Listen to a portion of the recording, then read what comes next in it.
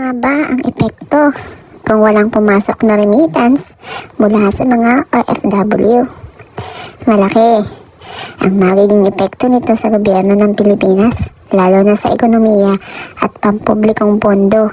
Ang una, pagbaba ng foreign exchange reserves.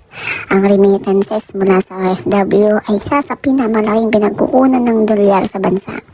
Kung mawawala ito, maaaring bumaba ang halaga ng piso laban sa dolyar na magdudulot ng pagtaas ng presyo ng mga ibang produkto.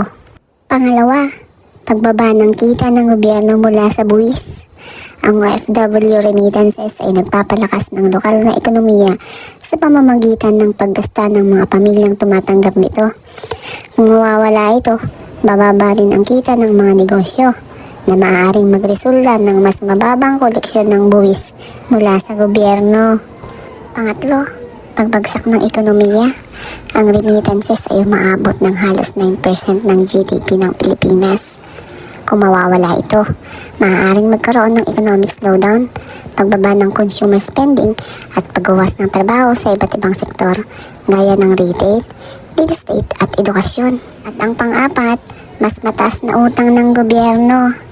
Dahil bababa ang kita ng gobyerno mula sa buwis at foreign exchange, maaaring mapilitan itong mangutang ng mas malaki upang mapanatili ang pampublikong serbisyo, infrastruktura at iba pang programa.